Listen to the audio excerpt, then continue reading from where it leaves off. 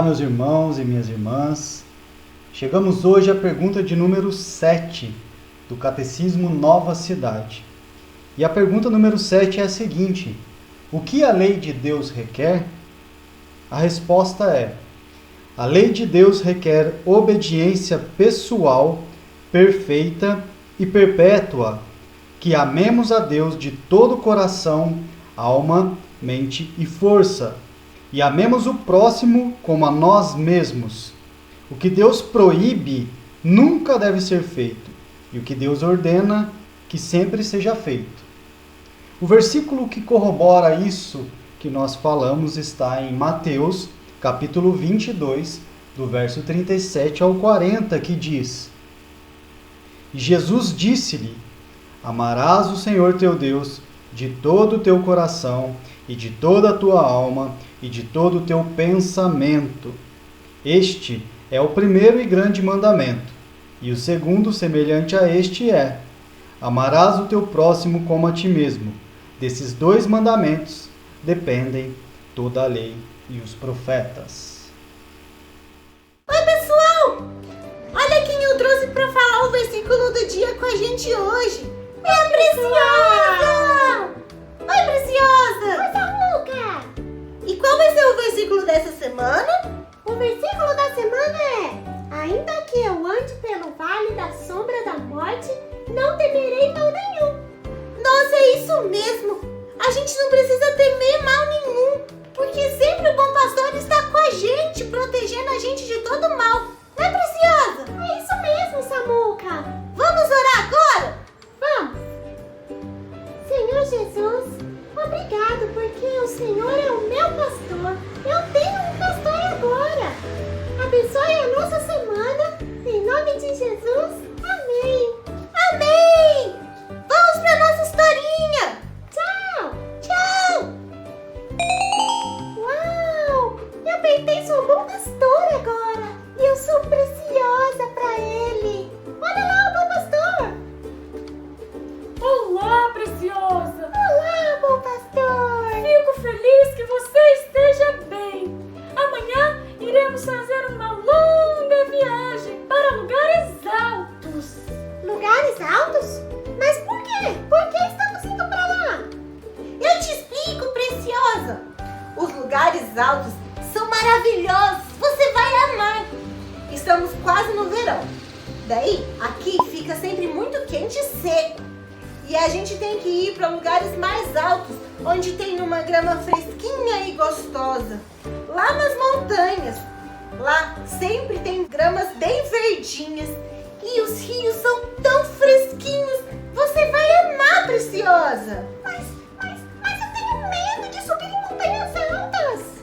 Mas, Preciosa, você não precisa ter medo mais. O nosso pastor estará com a gente. E tem uma coisa muito importante que você deve lembrar. O quê? Diga logo, estou preocupada. O nosso pastor, ele sempre vai na nossa frente. Não é, pastor? Sim, é claro. E ele sempre está orientando a gente pelo caminho. Ele explica o caminho, ele mostra quando tem pedras perigosas. E quando a gente não consegue atravessar, ele leva a gente no colo dele. E quando tiver escuro também, ele fala bem alto para que a gente ouça a voz dele e siga ele. Mas você acha que eu reconhecerei a voz dele? Claro que sim! Você vai reconhecer a voz dele. Porque agora você pertence a ele. E você sempre vai lembrar da voz dele. Ele vai te guiar pelas montanhas e pelos lugares perigosos e assustadores. Até que a gente chegue no lugar onde ele preparou pra gente. Oh, não! E se as outras ovelhas e o meu pastor me deixarem ficar para trás e perdida? Não, Preciosa. O pastor nunca vai deixar você ficar perdida. Não é mesmo, pastor? Claro, minha pequena Preciosa. Agora que você é minha ovelha, você deve ficar tranquila. Você está cansada e com medo? Estou sim. Então eu irei carregá-la e protegerei você. Venha, sob minhas costas. Vamos lá! A gente já tá quase chegando! Agora eu não tenho mais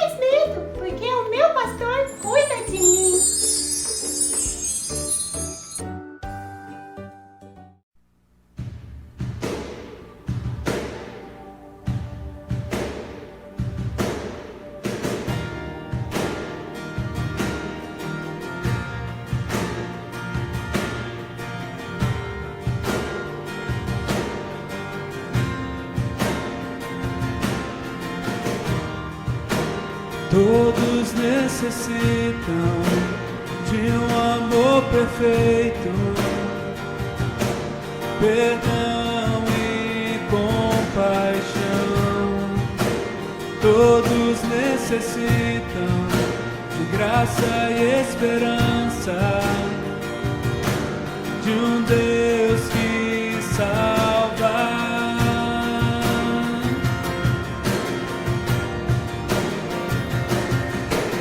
Cristo move as montanhas e tem poder para salvar, tem poder para salvar, para sempre, autor da salvação. Jesus a morte venceu, sobre a morte venceu.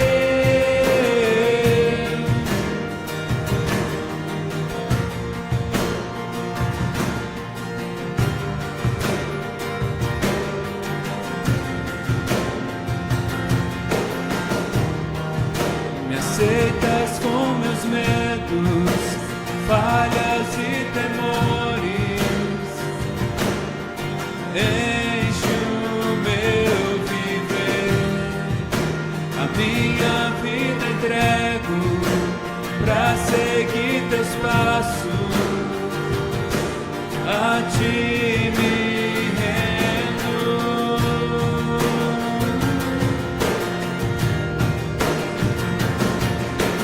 Cristo move as montanhas e tem poder para salvar, tem poder para salvar, para sempre, autor da salvação. Jesus a morte venceu, sobre a morte venceu. Cristo move as montanhas e tem poder para salvar, tem poder para salvar, para sempre, autor da salvação. Jesus a morte venceu, sobre a morte venceu. Nosso mundo quer brilhar a luz, cantamos para a glória do Senhor Jesus Cristo. Nosso mundo vê brilhar a luz, cantamos para a glória do Senhor Jesus. Nosso mundo vê brilhar a luz, cantamos para a glória do Senhor Jesus Cristo. Nosso mundo vê brilhar a luz, cantamos para a glória do Senhor Jesus Cristo. Cristo move as montanhas e tem poder para salvar, tem poder para salvar, para sempre, autor da salvação. Jesus a morte venceu, sobre a morte venceu.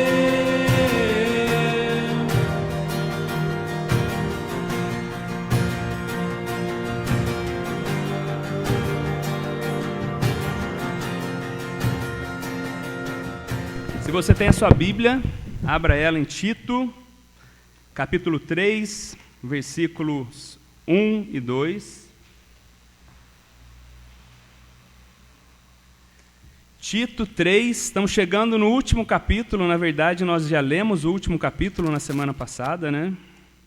Estamos terminando a nossa série na próxima semana, série Vida em Missão. Se você não conseguiu localizar, Tito fica perto de Timóteo, as cartas pastorais. Nós leremos somente hoje 2 versículos, versículo 1 e 2. Eu gostaria, antes da gente ler o texto,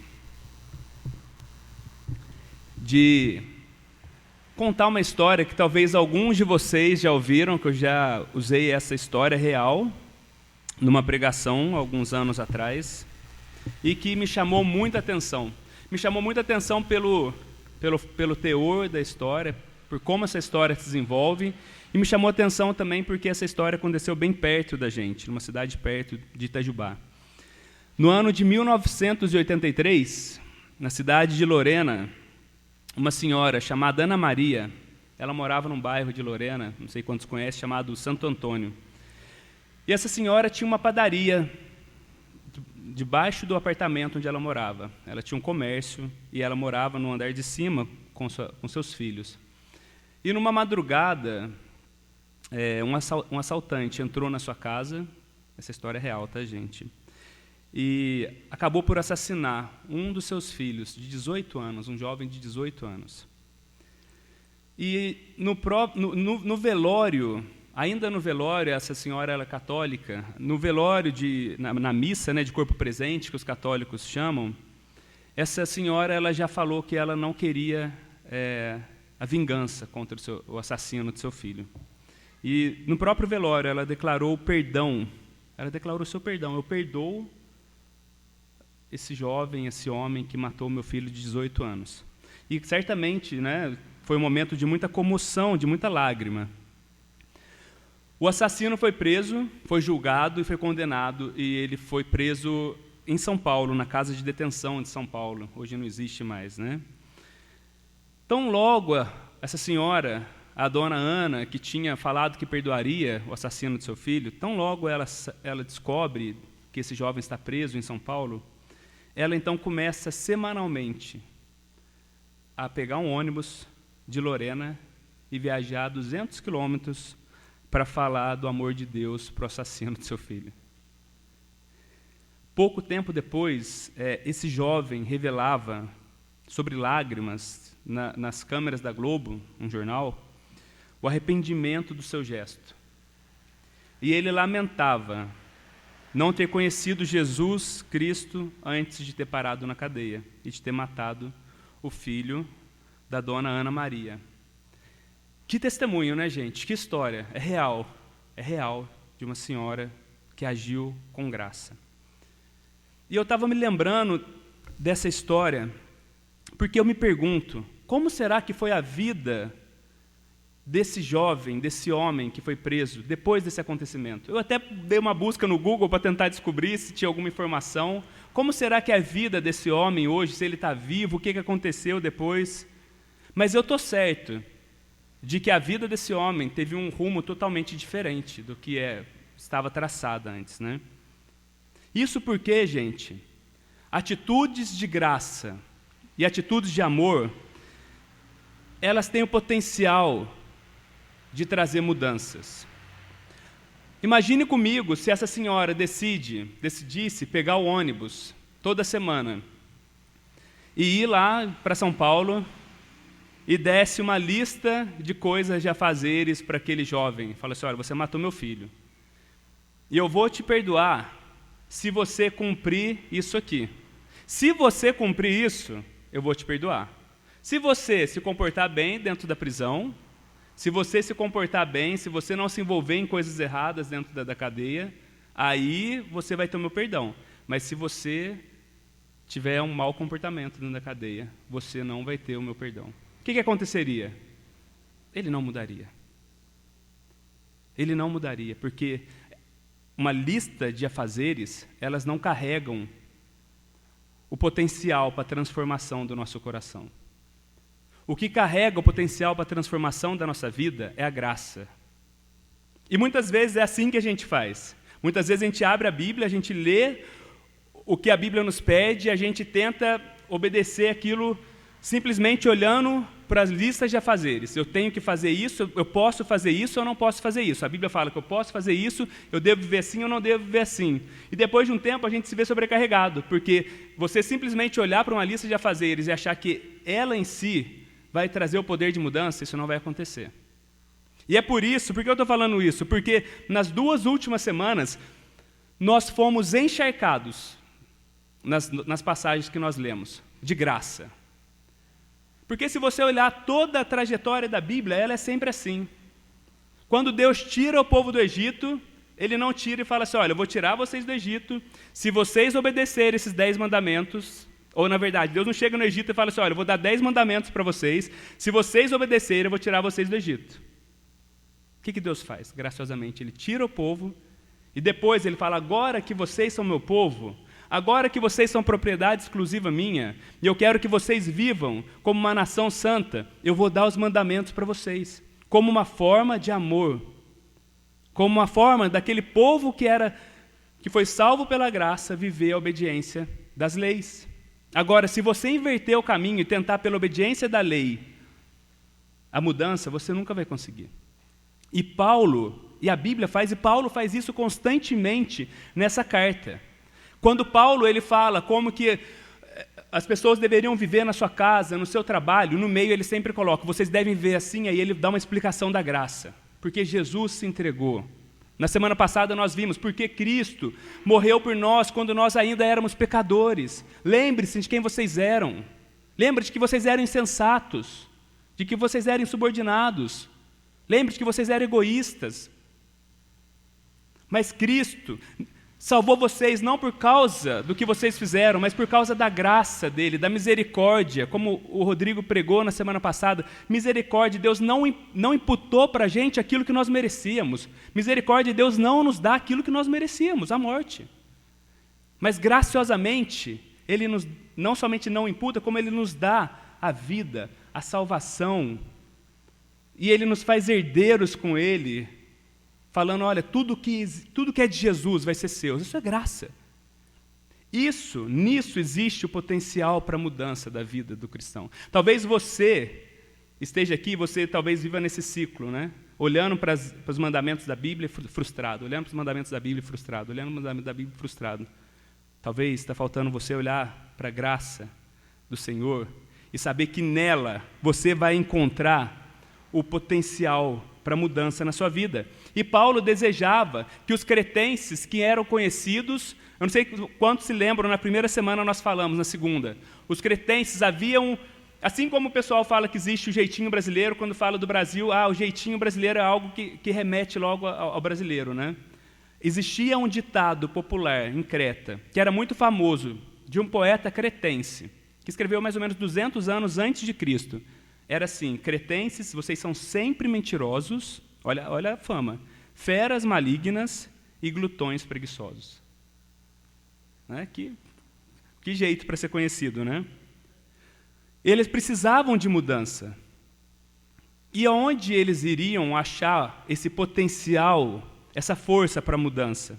Se Paulo simplesmente chegasse para eles e falasse assim, faz isso, não faz isso, faz isso, não faz isso. Faça aquilo ou não faz aquilo. Não haveria mudança. Então Paulo sempre fala da graça, expõe o que Jesus fez, a boa notícia, para que eles possam entender que eles são salvos pela graça e pela graça somente. Vocês não fizeram nada, olha quem vocês eram, vocês não fizeram nada. Deus se entregou graciosamente, entregou o Filho graciosamente por vocês. Mas agora, preste atenção, vocês que foram salvos pela graça e pela graça somente, vocês devem viver assim. E Paulo começa a falar. Eu e você, nós não cooperamos em nada com a nossa salvação.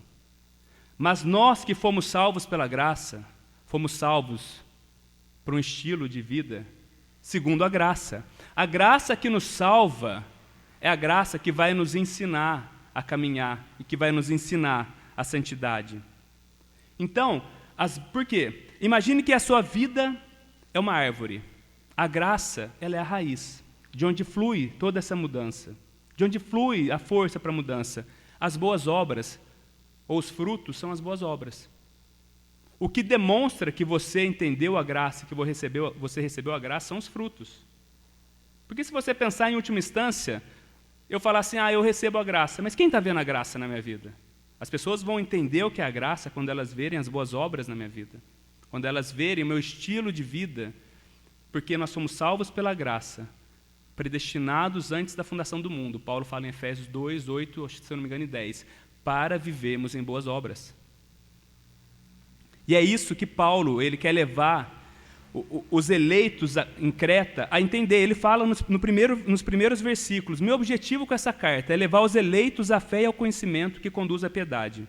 Paulo deseja que o conhecimento e a fé dos cretenses não ficasse somente na teoria, mas que fossem visto na vida deles, que fosse manifesto na vida deles. Então Paulo fala: vocês, dentro da igreja, vocês vivam assim. Lembra quando nós lemos sobre as qualidades, as qualificações dos presbíteros, dos líderes, mas também de todos os cristãos? Depois Paulo fala, nas casas, maridos, mulheres, filhos, jovens, vivam dessa maneira.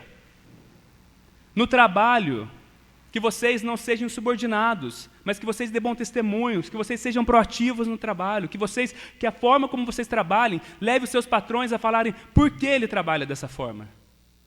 E Paulo fala, talvez ele vai chegar ao conhecimento da fé pelo seu bom testemunho no trabalho. Que a forma como vocês vivem em família possa levar a sociedade a olhar e falar assim, ok, eu não concordo com o que eles falam, eu não concordo com o que eles pensam sobre família, mas por que a família deles é diferente? Esse era o objetivo de Paulo em Creta. Que as pessoas de fora, ao ver o bom testemunho, eles pudessem chegar a esse conhecimento. E aí Paulo, no capítulo 3, ele vai falar agora como deve ser a prática do cristão na sociedade. Como deve ser a prática do cristão na vida pública. E é sobre isso que nós vamos falar hoje. Então, leia comigo o capítulo 3, o versículo 1 e 2. Com entendimento sobre isso, ok? A graça nos salva, mas essa graça nos leva para uma vida de transformação, para uma vida de boas obras. Paulo fala assim: lembre a todos que se sujeitem aos governantes e às autoridades, sejam obedientes, estejam sempre prontos a fazer tudo o que é bom, não caluniem a ninguém, sejam pacíficos e amáveis, e mostre sempre verdadeira mansidão para com todos os homens. Vamos orar novamente? Senhor, nós estamos diante da Tua palavra, ela está exposta diante de nós, Pai. Pedimos que ela possa falar ao nosso coração, que ela possa trazer vida, consolo, transformação, que ela possa nos fazer sair de onde nós estamos e nos mover em direção ao Senhor e nos mover em direção à mudança, Pai. Que nós não sejamos somente ouvintes negligentes da Tua palavra, mas que pela graça que nos alcançou, olhando para a graça, nós possamos buscar viver uma vida que glorifica o Senhor, cheia de boas obras, Pai. Em nome do Teu Filho Jesus que nós oramos. Amém. Irmãos, Creta era uma ilha grega, como nós falamos. Ela havia sido dominada pelo Império Romano. A gente está no 1º século. O Império Romano, naquela época, era o maior poderio militar do mundo. Ela havia sido dominada pelo Império Romano no ano 67 a.C. Só que desde o domínio do Império Romano, os cretenses, eles nunca aceitaram, nunca se submeteram ao governo e às autoridades. Eles sempre foram muito rebeldes em relação a Roma. E não somente em relação a Roma, mas a todo tipo de autoridade. Relatos históricos mostram que em Creta, constantemente, aconteciam insurreições, assassinatos e guerras que acabavam por matar, os cretenses matavam uns aos outros.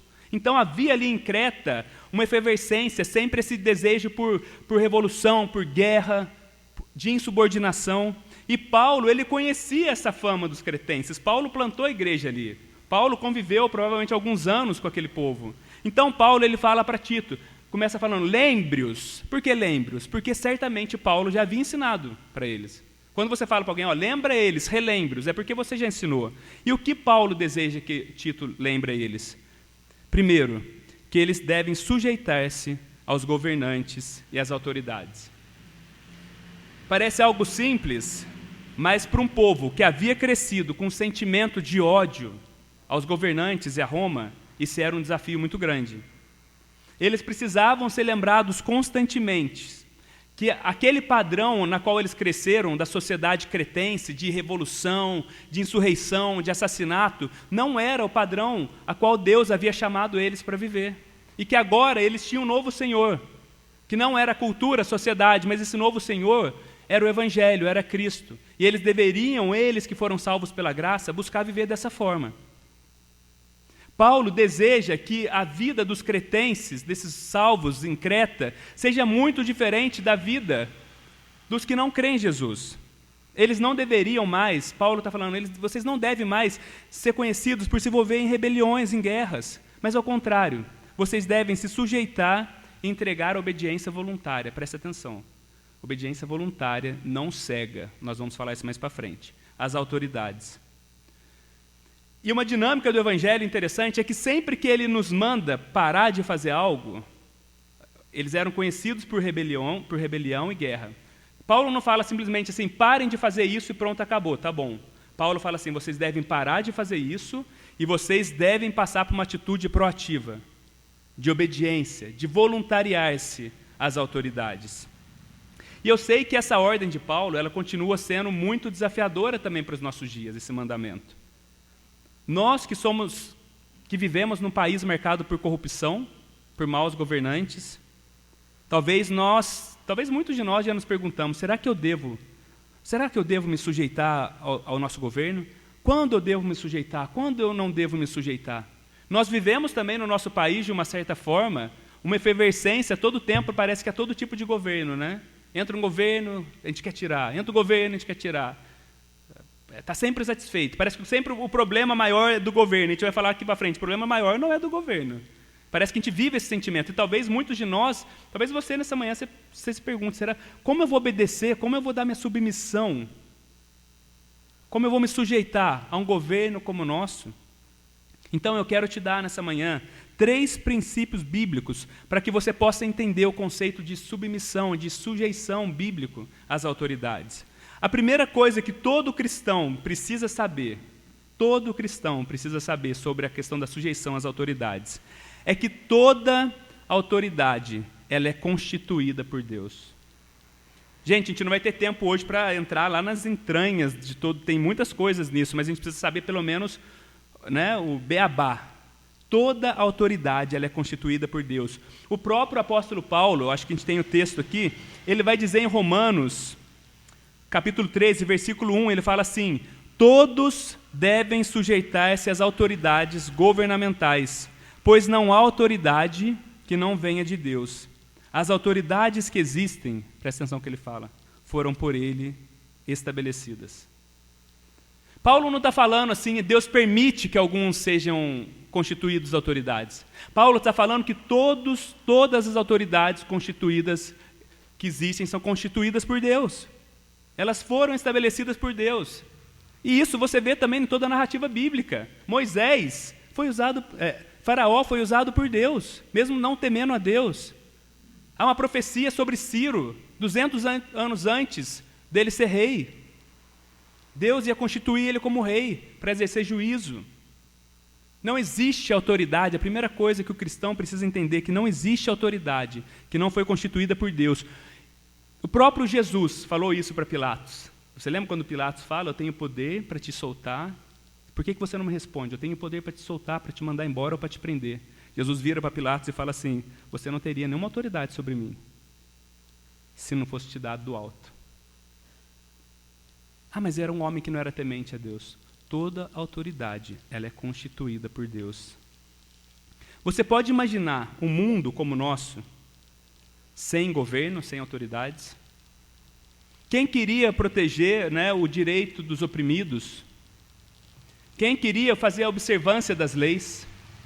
Muitas vezes as pessoas falam, não, se a gente tiver um estado de anarquia, vai dar certo. Não vai. O maior vai acabar subjugando o mais fraco, o mais forte, o mais fraco.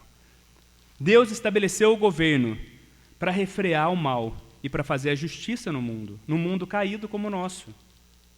Então nós temos que entender que os governos desse mundo, por mais falhos que eles sejam, porque eles são falhos, né? Por mais falhos e por muitas vezes serem maus, eles são necessários e foram constituídos por Deus.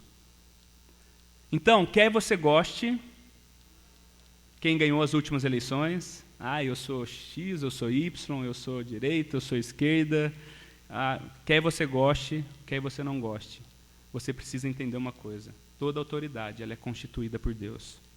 E quem colocou eles lá, no final das contas, é Deus. E o que nós, cristãos, somos chamados a fazer? Existem muitas coisas que nós devemos fazer. Nós podemos manifestar, nós podemos e devemos cobrar transparência, muitas vezes, contra a corrupção. Nós devemos participar ativamente, ir nas sessões da Câmara, ir nas sessões, ver o governante que a gente votou, o prefeito, o presidente, ver se ele está cumprindo, ter voz nisso. Muitas vezes, quando eles estão oprimindo, denunciar. Nós, como cristãos, nós devemos sim. Mas existe uma coisa que é a principal, que todo cristão deve fazer antes disso tudo. E Paulo também, ele falando a Timóteo, ele fala assim, ele começa exatamente com, antes de tudo, Timóteo 2, 1-2, eu acho que a gente tem o texto aqui. Antes de tudo, recomendo, olha qual é a recomendação de Paulo, que se façam súplicas, orações, intercessões e ação de graça por todos os homens, pelos reis e por todos que exercem autoridade, para que tenhamos uma vida tranquila, pacífica, com toda a piedade e dignidade. A gente quer ter uma vida como país, a gente quer ter uma vida tranquila, pacífica, digna. A primeira coisa que Paulo fala que nós devemos fazer é orar pelas nossas autoridades. Cada vez que você quiser e sentir vontade de xingar um candidato, ore por ele também. Seja um cidadão, cobre sim, mas a primeira coisa que nós devemos fazer é orar pelos nossos candidatos. Na sexta-feira nós tivemos uma reunião de oração pelo nosso país aqui, onde nós oramos pelos nossos governantes, onde nós pedimos a misericórdia de Deus sobre eles. Nós devemos fazer isso, a Bíblia nos manda fazer isso. Nós queremos ter um país com uma vida mais tranquila, mais digna, mais pacífica, com um cenário melhor para a piedade. Paulo está falando, vocês devem orar. Mas nós fazemos tudo muitas vezes, nós gritamos, nós fazemos protesto, mas nós não oramos. Seria muito mais efetivo se nós começássemos com a oração e passássemos para os outros pontos. Mas é mais fácil para a gente colocar no Facebook, Instagram, ou xingar no dia a dia, do que a gente se lembrar constantemente dos nossos governantes e falar, Senhor, e Paulo fala, ore com eles, com súplicas, com orações e com ações de graça. Agradeça também, Senhor, obrigado pelos nossos governantes também. Porque se não tivesse, seria muito pior. E o Senhor, na sua sabedoria, o Senhor, na sua bondade, o Senhor nos deu o governo, porque a nossa vida seria uma anarquia total sem governo. Você acha que é ruim com governante? Você acha que seria melhor sem? É só você dar um pulo no Rio de Janeiro e olhar as milícias como funcionam. Eu vivi lá. Olho por olho, dente por dente. Eu acho que aquele cara ele está envergonhando a comunidade, vou matar ele. Ah, mas não é ele, não interessa.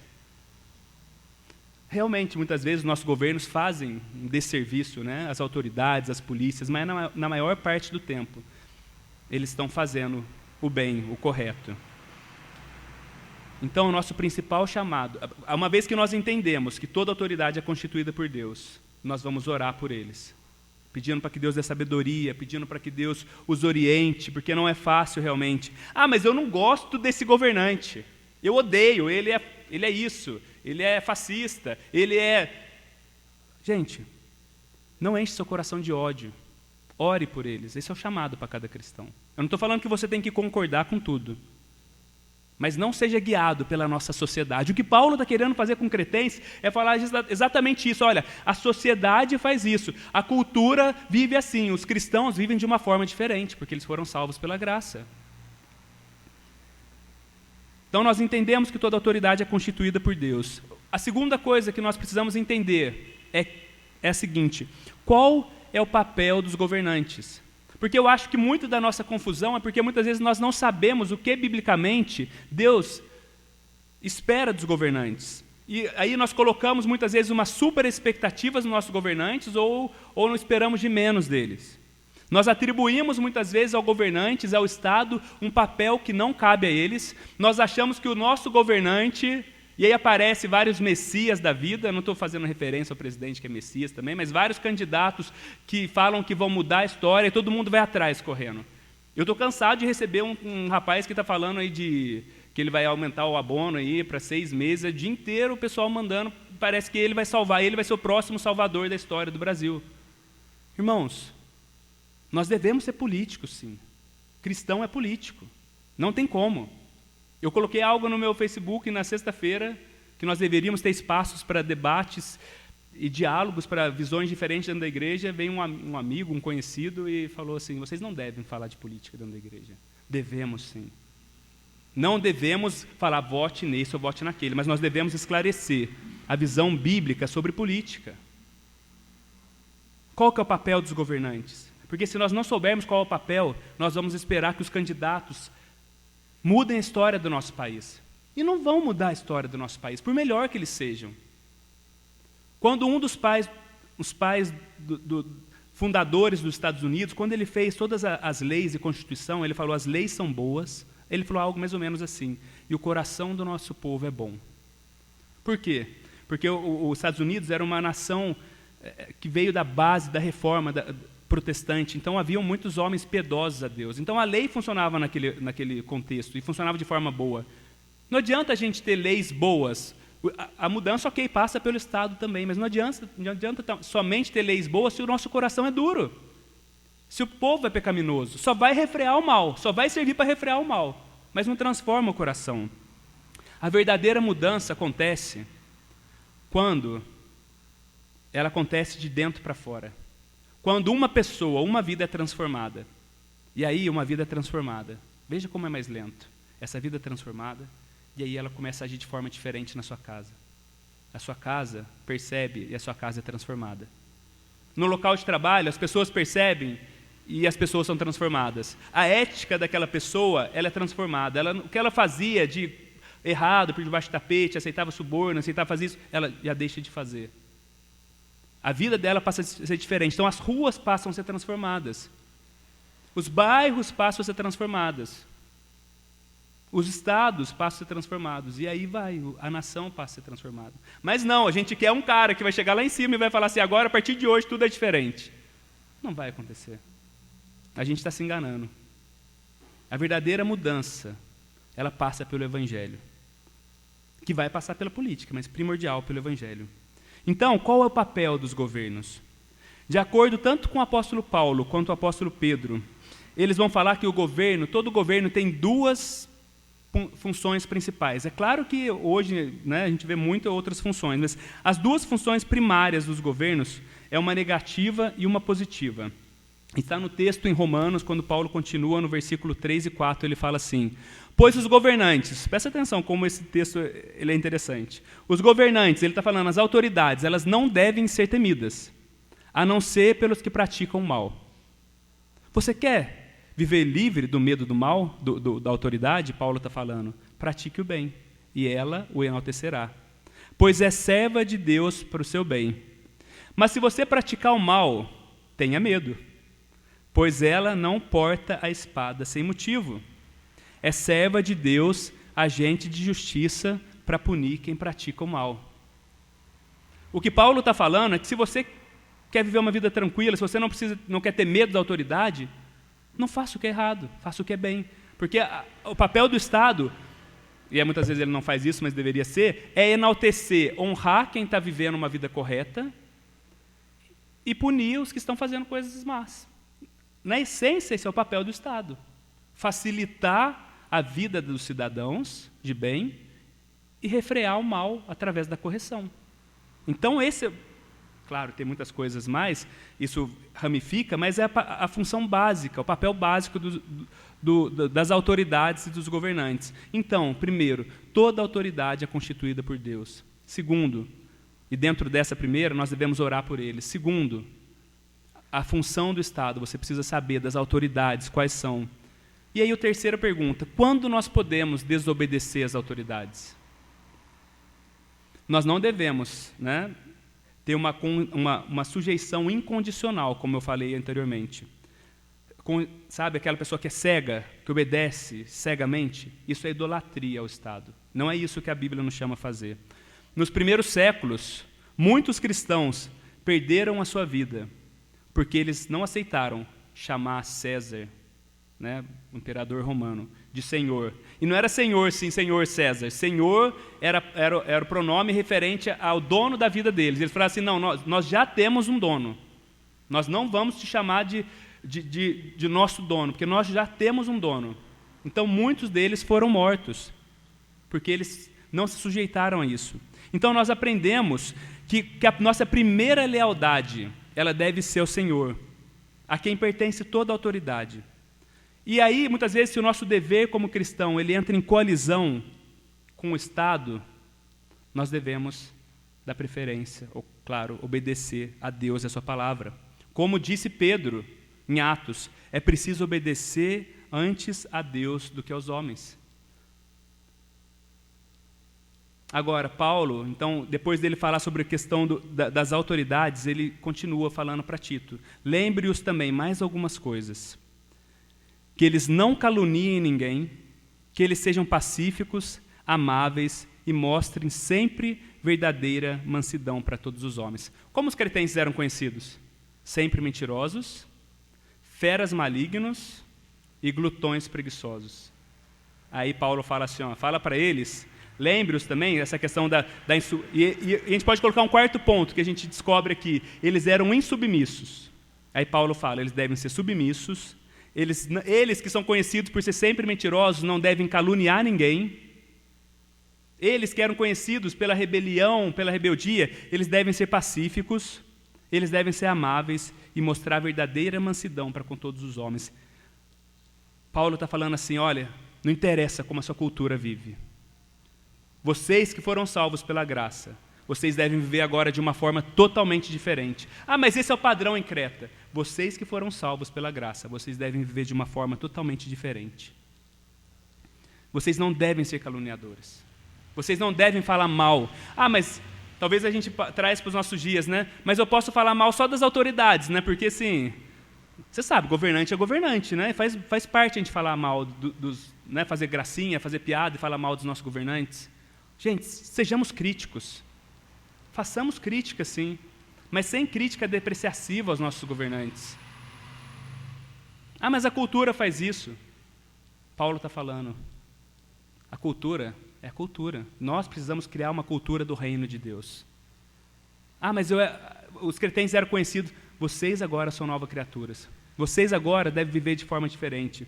O desafio para o cretense era viver de uma forma tal que quando as pessoas olhassem para eles e vissem os frutos do Espírito, e verem os frutos de bondade na vida dele, pudessem entender a graça de Deus. Que eles pudessem agora viver de uma maneira contracultural. Eles que causavam guerras, que eram cheios de divisão, agora são pessoas amáveis, são pessoas gentis, são pessoas conciliadoras. Talvez todos nós crescemos, né? Talvez com algum estigma.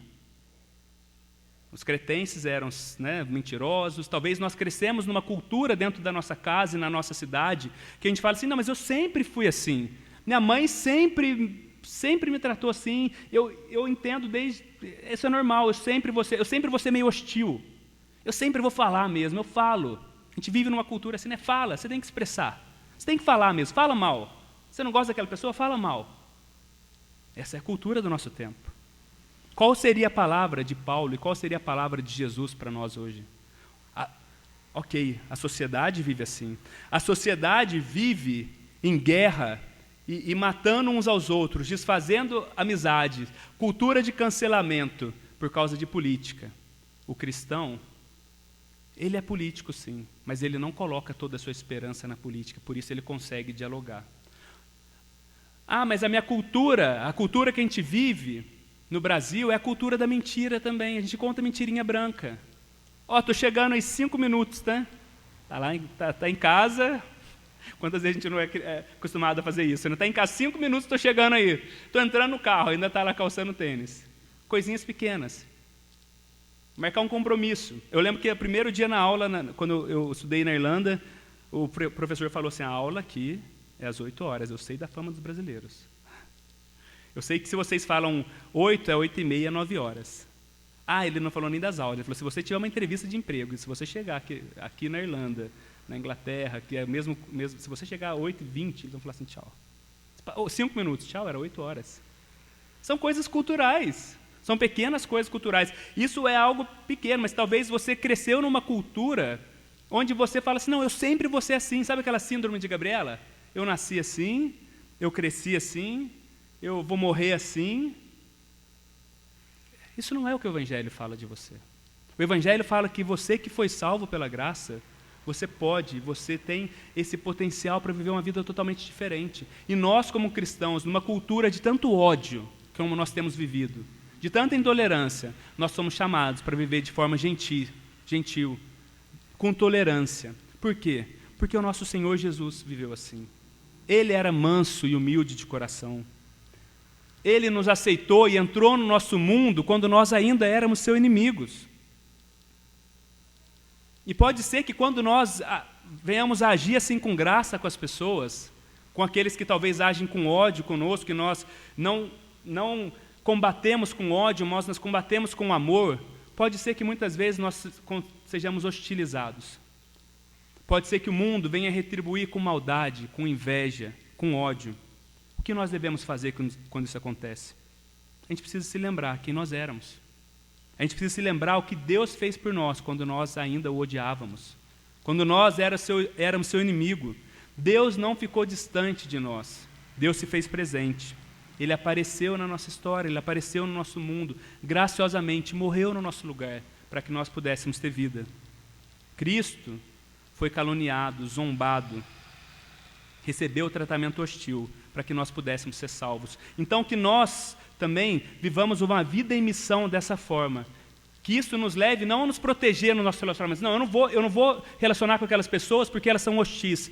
Vá até eles, demonstre amor. Pode ser que você não vai receber amor, mas porque você recebeu amor lá atrás, você está seguro, você não precisa da aceitação incondicional dessas pessoas.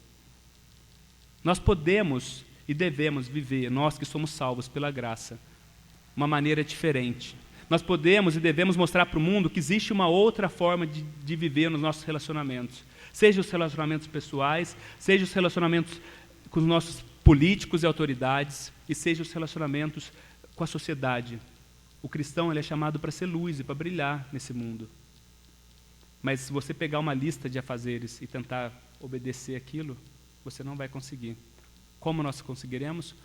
Olhando para a graça constantemente. Nos lembrando quem nós éramos, o que Cristo fez por nós e que Ele nos chamou para uma vida nova, para viver uma vida nova. Vamos orar? Senhor Santo, nós agradecemos porque um dia o Senhor graciosamente nos salvou, Pai. Um dia o Senhor entrou no nosso mundo de ódio, de trevas, de miséria e nos amou. Deus, nessa manhã nós queremos pedir que o Senhor nos ajude, Deus, pela graça, a viver, Deus, de forma digna do Evangelho, de boas obras. Eu sei que há irmãos aqui que lutam, Deus, por uma mudança de vida, que talvez pensam que eles nasceram de tal forma e eles sempre vão ser assim. Que eles possam entender, Deus, que o Evangelho é poderoso para transformar, para nos mudar. Que o Senhor possa implantar em nós a cultura do Teu reino e que nós possamos viver essa semana, Deus, de maneira digna, de maneira sensata, fazendo boas obras, não para merecer a salvação, mas para mostrar às pessoas a graça que nos alcançou. Nós oramos assim em nome do Teu Filho Jesus. Amém.